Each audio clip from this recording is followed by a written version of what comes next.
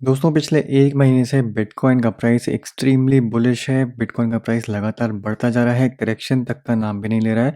तो इस पूरी सिचुएशन को एक बार हम जानने की कोशिश करेंगे कि ऐसा क्यों हो रहा है, इसके पीछे क्या रीज़न्स हैं, आगे आने वाले टाइम में हम क्या एक्सपेक्ट कर सकते हैं और जो मेजर बैंक्स हैं उनकी बिटकॉइन को लेके क्या आगे प्रेडिक्शंस हैं। तो वीडियो स्टार्ट करने से पहले अगर आप इस चैनल पे नए हैं तो सब्सक्राइब करना मत भूलिए, वीडियो को ज़रूर लाइक करिए और ज़्यादा से ज़्यादा शेयर करिए। अब दोस्तों पिछले महीने मैंने वीडियो बनाया था जब पेपाल की न्यूज़ आई थी कि पेपाल ने अनाउंसमेंट कर दी है कि वो बिटकॉइन, लाइटकॉइन, बिटकॉइन कैश और रिपल जो करेंसीज़ हैं उनको अपने प्लेटफॉर्म पे सपोर्ट करेंगे। तो इसके बाद से मार्केट ने ऐसी रैली लेनी शुरू करी कि अभी तक वो रैली रुकने का नाम नहीं ले रही है। तो पिछले कुछ महीने से जो हमें न्यूज़ देखने को मिल रही थी कि इंस्टीट्यूशंस इन्वेस्ट कर रहे हैं बिटकॉइन में स्पेसिफिकली, चाहे वो माइक्रो स्ट्रैटेजी हो, चाहे ग्रे स्केल इन्वेस्टमेंट्स हो, वो सारी बुलिश न्यूज़ जो बिल्डअप हो रही थी उसमें आप समझ सकते हैं पेपाल जो था एक चिंगारी की तरह था। पेपाल की न्यूज़ आते ही मार्केट में आग लग गई। स्पेसिफिकली पिछले हफ्ते जो आपको बिटकॉइन के प्राइस में जंप देखने को मिला है वो उसका एक जो रीज़न माना जा रहा है वो ये है कि पिछले हफ्ते जब से पेपाल ने अपने प्लेटफॉर्म पे यूएस रेजिडेंट्स को अलाउ कर दिया है क्रिप्टो करेंसी परचेज करना, तब से मार्केट में जितने बिटकॉइन माइन होके आ रहे हैं उससे कहीं ज़्यादा पेपाल डिमांड प्रोड्यूस कर रहा है और मार्केट बाय कर रहा है बिटकॉइन को। तो सिंपल सा मतलब है पेपाल के जितने कस्टमर्स हैं पेपाल यूज़ करके जो बिटकॉइन खरीद रहे हैं, अल्टीमेटली पेपाल को वो मार्केट बाय करने पड़ रहे हैं बिटकॉइन, क्योंकि पेपाल की ट्रेजरी में इतने बिटकॉइंस नहीं हैं और बिटकॉइंस की क्वांटिटी इतनी ज़्यादा है कि जो माइनिंग अमाउंट है, जो बिटकॉइन एक हफ्ते में माइन होके आते हैं, उससे कहीं ज़्यादा जो है वो डिमांड है। और ये तब हाल है जब पेपाल ने सिर्फ यूएस में ही अभी ये अलाउ किया है। पेपाल ने अभी तक इसको और कंट्रीज़ में ओपन नहीं किया है। तो आप खुद सोच सकते हैं कि जब यूरोप में भी ये चीज़ ओपन हो जाएगी, जो आगे आने वाले कुछ हफ्तों में, दिनों में, महीनों में पॉसिबल है, तो डिमांड कितनी ज़्यादा बढ़ जाएगी। अब पेपाल तो है ही, बट उसके अलावा काफ़ी पब्लिक कंपनीज़ भी पब्लिकली डिस्क्लोज़ कर रही हैं कि वो कितना इन्वेस्टमेंट बिटकॉइन में कर रहे हैं।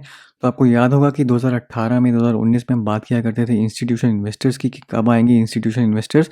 तो आज मैं वो कहूँगा कि आप एक देख सकते हैं शुरुआत है इंस्टीट्यूशनल इन्वेस्टमेंट्स की। जो पिछले बिटकॉइन की रैली आपको देखने को मिली थी 2017 में, वो प्योरली ड्रिवन थी रिटेल इन्वेस्टर से, यानी कि आप और मेरे जैसे लोगों ने क्रिप्टो करेंसीज में एंट्री ली थी। बट आज की डेट में सिचुएशन पूरी डिफरेंट है। आज की डेट में रिटेल इन्वेस्टर्स ने उतना इन्वेस्ट नहीं किया है जितना कि कंपनीज ने किया है, और ये हैं जो डिमांड प्रोड्यूस कर रहे हैं, जो प्राइसेस को हाई लेके जा रहे हैं। तो बिटकॉइन ट्रेजरीज डॉट ऑर्ग पे आप आके देख सकते हैं कि कौन सी ऐसी कंपनीज हैं जो बिटकॉइन में इन्वेस्ट कर रही हैं और उनके पास कितने बिटकॉइंस हैं। तो micro strategy, Galaxy digital holding, square जैसी कंपनीज ऑलरेडी यहाँ पे डिक्लेयर कर चुकी हैं वो इतने बिटकॉइंस यहाँ पे परचेज कर रहे हैं। तो टोटल अगर बिटकॉइन की हम बात करें तो 4.01% जो है टोटल सप्लाई बिटकॉइन की, यानी कि 8,40,000 के आसपास जो बिटकॉइंस हैं वो सिर्फ ये कंपनीज होल्ड कर रही हैं। और ये वो कंपनीज हैं जिन्होंने पब्लिकली डिक्लेयर किया है बिटकॉइन में इन्वेस्टमेंट। इसके अलावा और बहुत सारी कंपनीज ऐसी हैं जो इन्वेस्ट कर रही हैं पर उन्होंने पब्लिकली डिस्क्लोज नहीं किया है। अब ये इन्वेस्टमेंट्स एक तरफ हैं, बट बुलिश न्यूज़ की अगर हम बात करें तो बैंक्स, जेपी मॉर्गन जैसे बैंक, सिटी बैंक्स, जो पहले बिटकॉइन को बिल्कुल नकारते थे, बिटकॉइन को ओपनली यहाँ पे चैलेंज करते थे कि बिटकॉइन जो है वेपरवेयर है, कभी भी ज़ीरो हो जाएगा, उन्होंने भी अपना स्टैंस अब चेंज कर लिया है और जेपी मॉर्गन ने टारगेट रख दिया है बिटकॉइन का $1,40,000 का। तो जेपी मॉर्गन ने ये एडमिट कर लिया है कि it was wrong about the end of bitcoin bull run, renews $1,40,000 plus price forecast. तो जेपी मॉर्गन का 1,40,000 का यहाँ पे टारगेट है, बट उससे भी कहीं ज़्यादा टारगेट है यहाँ पे सिटी बैंक का। तो सिटी बैंक के अगर टारगेट की बात करें तो एंड ऑफ 2021, यानी कि अगले साल के एंड तक सिटी बैंक प्रेडिक्ट कर रहा है कि एक बिटकॉइन का प्राइस $3,00,000 को टच कर सकता है। और प्रिसाइसली अगर हम बात करें तो $3,18,000 का यहाँ पे सिटी बैंक ने टारगेट रखा है और उसको कहा है 21st सेंचुरी गोल्ड। तो यहाँ पे अब इन्होंने मानना शुरू कर दिया है कि बिटकॉइन ईजिली गोल्ड की रिप्लेसमेंट है, जो पहले कोई भी नहीं मानता था और हमेशा उसको चैलेंज किया जाता था। अब ये तो हो गए बड़े बैंक्स और कंपनीज की बात, बट आप और मेरे जैसे लोग इस टाइम पे क्या करें, ये सबसे बड़ा सवाल है कि इस टाइम पे आपको क्या डिसीजन लेना चाहिए, क्या आपको खरीदना चाहिए, क्या आपको बेचना चाहिए, क्या आपको होल्ड करना चाहिए। तो अगर आपने काफ़ी पहले इन्वेस्ट किया है, अगर आपके पास बिटकॉइन्स हैं, तो 100% उसको होल्ड करके रखिए। जितना ज़्यादा आप होल्ड करेंगे उतना ही आपको ज़्यादा रिवॉर्ड मिलेगा। बट अगर आप ट्रेड करते हैं या आप अभी नए हैं, एंट्री लेना चाहते हैं, तो कुछ चीज़ों को यहाँ पे ज़रूर ध्यान में रखिए। अब अगर आप मेरे चैनल से जुड़े हुए हैं तो आपको मालूम होगा कि मैंने ट्रेडिंग ट्यूटोरियल सीरीज़ भी बनाई है, जिसमें आपको ट्रेडिंग सिखाई है कि आप कैसे ट्रेडिंग कर सकते हैं। तो उसमें मैंने एक वीडियो यहाँ पे कवर किया था, जहाँ पे मैंने Fibonacci retracement and golden ratio की बात करी थी। तो इसमें मैंने फिबोनाची एनालिसिस की बात करी थी। तो अगर मैं अभी चलूँ ट्रेडिंग व्यू पर, तो यहाँ पे आप देख सकते हैं BTC USD का वीकली चार्ट है। यहाँ पे मैंने फिबोनाची रिट्रेसमेंट टूल जो है वो यूज़ किया है, और यहाँ पे आप देख सकते हैं फिबोनाची की ये लेवल्स, जो कि मेजर सपोर्ट लेवल्स माने जाते हैं या रेजिस्टेंस लेवल माने जाते हैं, डिपेंडिंग ऑन कि बिटकॉइन का प्राइस या किसी भी एसेट का प्राइस किस डायरेक्शन में है, उसके ऊपर है या नीचे है। अब बिटकॉइन को ऑल टाइम हाई टच करने में सपोर्ट या रेजिस्टेंस लेवल की बात करूं, तो मेजर रेजिस्टेंस लेवल जो है वो अब बस आपको ऑल टाइम हाई का ही यहाँ पे रेजिस्टेंस लेवल है। तो बहुत आसान है यहाँ पे बिटकॉइन को इस लेवल को यहाँ पे टच करना इस करंट पोजीशन से। और इसके बाद की अगर हम लेवल्स की बात करें तो वो कोई भी प्रिडिक्ट नहीं कर सकता, क्योंकि उसके बाद जो लेवल्स हैं वो ओपन स्काई है, यानी कि एक बार बिटकॉइन ने ऑल टाइम हाई को क्रॉस कर लिया, उसके बाद वो कहीं तक भी जा सकता है। उसकी कोई लिमिट नहीं है, उसका कोई एनालिसिस नहीं है। पैराबोलिक एनालिसिस आप कर सकते हैं, बट चार्ट एनालिसिस वहाँ पे आके ख़त्म हो जाता है, क्योंकि यहाँ से स्टार्ट हो जाता है ओपन स्काई लेवल।